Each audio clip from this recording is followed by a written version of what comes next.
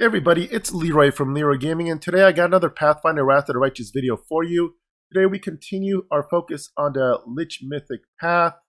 Now, today we're going to be looking at the elite unit options in the Crusader system for the Lich. If you saw my videos yesterday, I covered intermediate units as well as advanced units, and my Ultimate Lich guide already had the basic units covered. So this is going to take it to the final level, as far as I know, of units.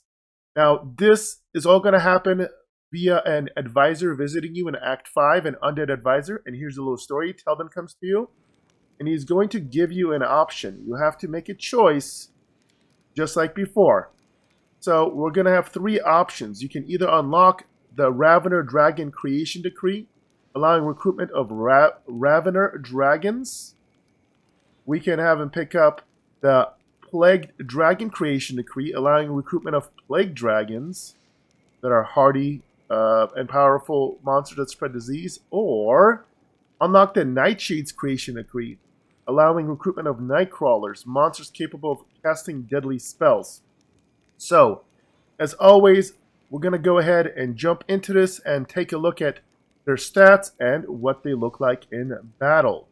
So make sure to check this out, and if you enjoy this content, remember, like, subscribe, smash that notification bell, and most importantly, drop me a comment. Let me know what you like about these videos, what you want me to focus on. This game is so gigantic, I struggle to figure out where to focus my energy, so I'm kind of doing my best, but your feedback most definitely matters. Do let me know.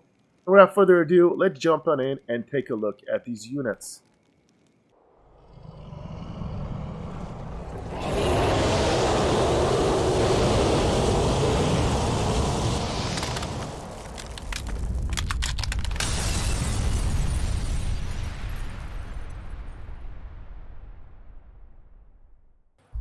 Alright, first up we have the Ravenous Dragon, or Ravener Dragon rather.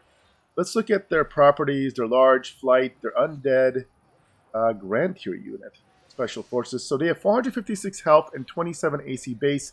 Notice I don't have them in a commander's army, so there's no other buffs that are going to affect it. It has all the normal immunities of undead, and it looks like it has a bite attack, 2 claw attacks, 2 wing attacks, and a tail attack. So a massive amount of damage potential melee-wise, even for single dragon. We're talking about minimum 20, 30, 40, 50, 20, 40, 50, 60, 70, 80, 90 damage minimum baseline here every time attack per dragon. So considering most like base small units will do, some will do in single digits, some of them will do, maybe 10, 20, maybe 30. That's huge. Granted, these are much harder to get more of them, but it's pretty powerful. And then let's go ahead and take a look what they look like, how they attack in a second.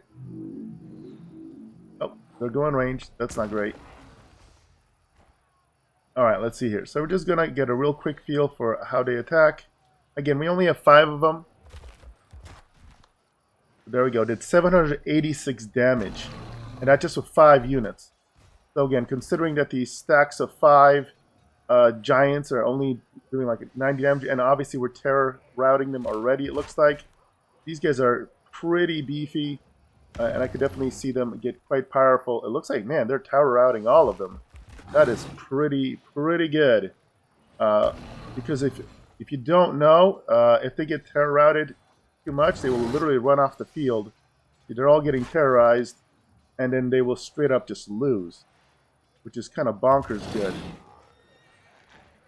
So right now, see, they're not getting any turns, and they're just... I didn't think I was going to do this into this video, but it looks like I'm totally soloing this while they are perma-feared. So yeah, review of these first ones is amazingly good. Let's take a look at the second dragon option.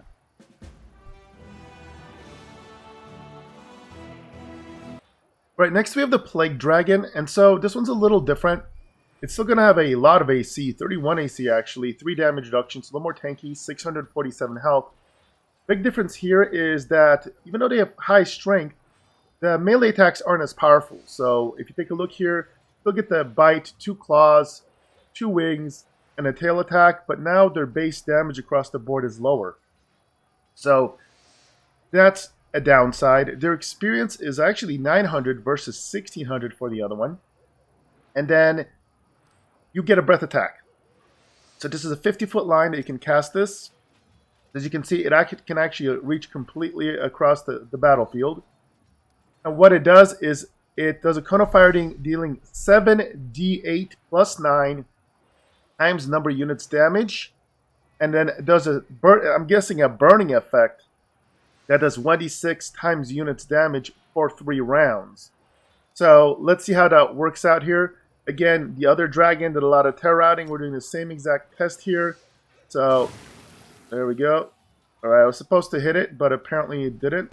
Maybe the line, even though it was red, maybe it needs to fully reach it. So that wasn't the best. Let's take a look at that. Let's see how they do. Looks like it does some sort of debuff too. The other dragon was able to wipe them out. It looks like the cooldown, we don't know if you can only do the breath once a battle. I'm assuming it's only once a battle.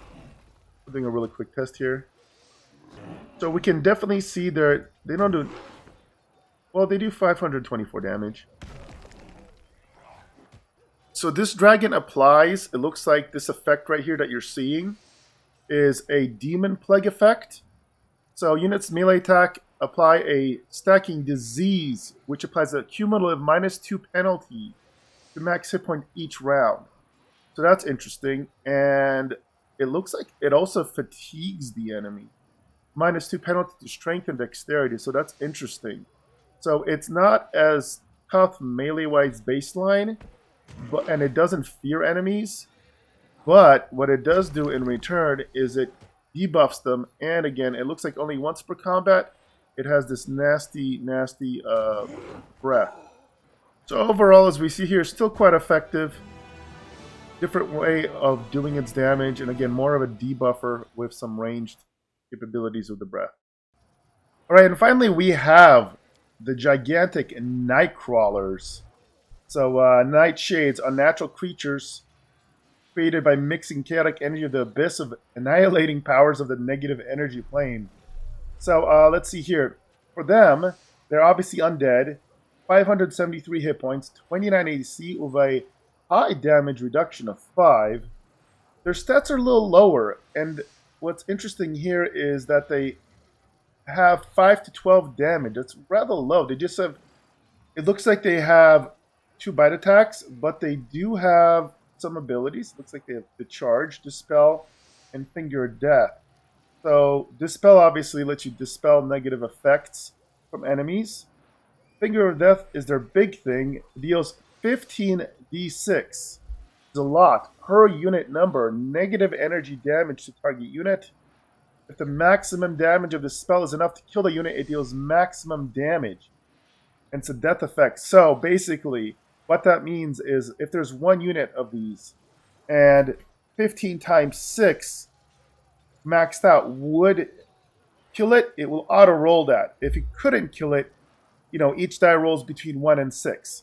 So if it can max one hit kill, it will. If not, then it won't.